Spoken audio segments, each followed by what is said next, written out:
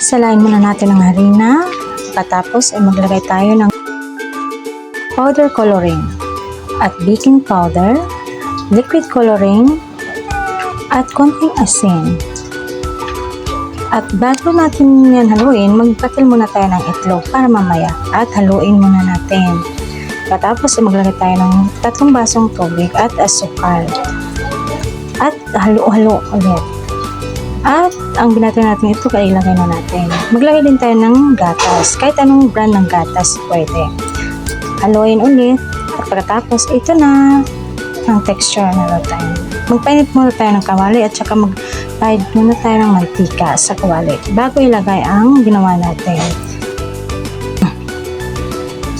Baliktarin lang natin. At kailangang mahina lang ang apoy. Okay mga mamis, ito na.